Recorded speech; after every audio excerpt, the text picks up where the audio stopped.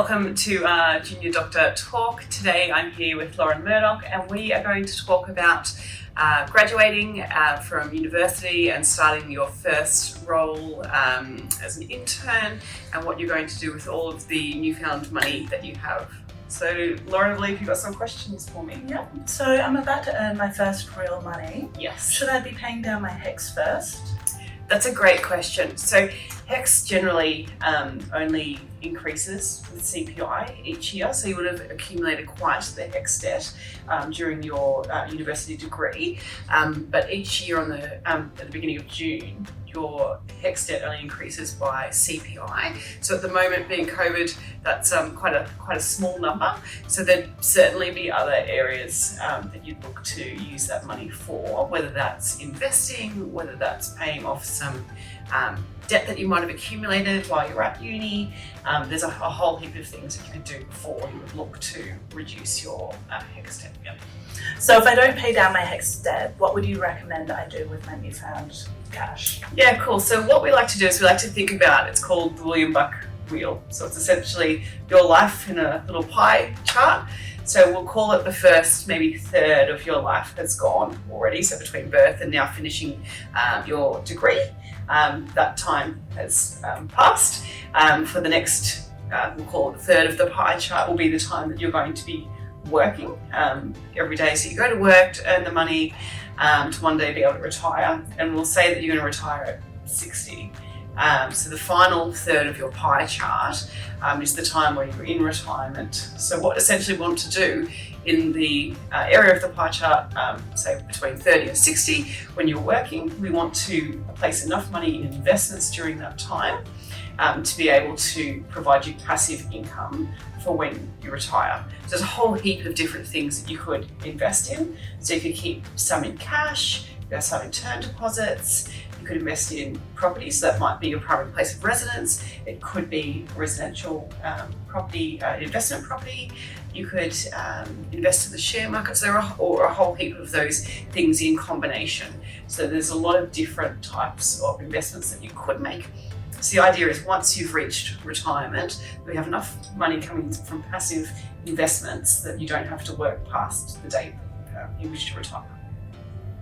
My colleagues talk about investing in trusts and companies. Could you Yes. please explain these to me? Yeah, sure. So what we think about is when we have a doctor, we want to keep our assets away from the doctor, essentially. So as a doctor, there's a higher likelihood of being sued, and yes, you have the appropriate insurances for that, but as accountants, we like to think of the worst case scenarios. So essentially, we're trying to keep the assets away from the high income earner, the person who's likely to be sued or could be sued.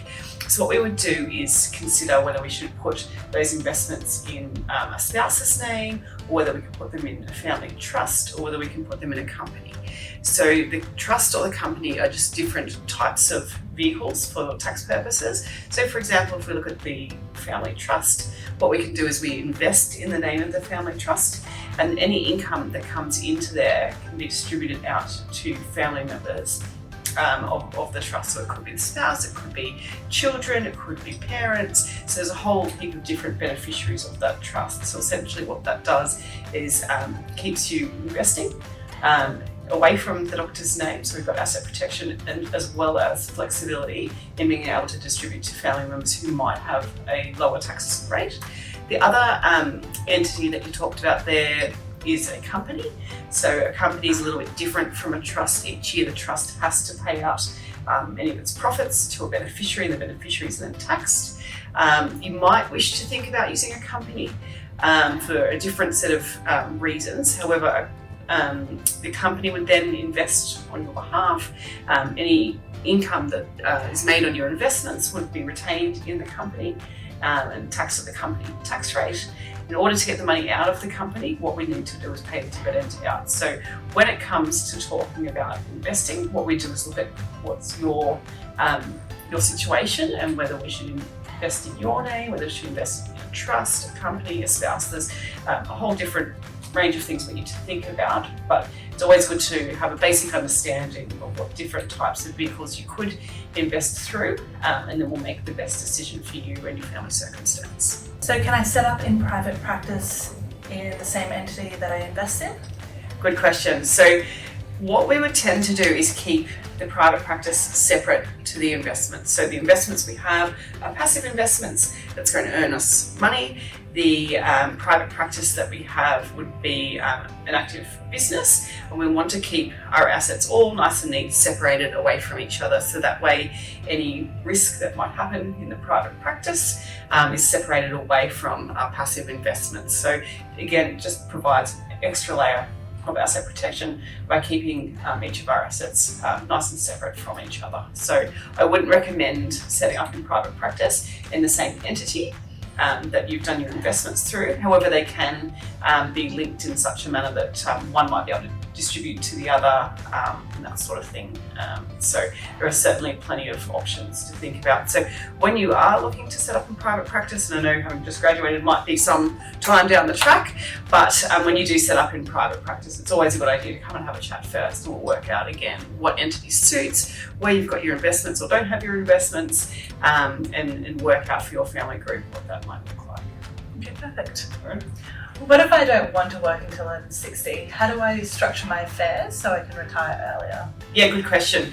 So if you don't want to retire at 60, you want to retire at 54, what we might look to do is start what we've spoken about just now in terms of investing. You want to start that early. You want to start that as soon as possible. So you're going to work in with your accountant to make sure that we're structuring things well for tax. You're going to work in with a financial planner who's going to organise or work with you on what are your life goals, when you want to retire, those sort of things. So that way we can start the investing early. So the more money that you put in early, the more likelihood of that accumulating to an appropriate amount by the time you're, say, 54, so that you can retire early. So essentially, you might need to forego some expenses, handbags, shoes, those sort of things earlier, to be able to put more money aside into super or into investments or property or those sort of things, to make sure that you've got appropriate amounts of money for when you do choose to retire.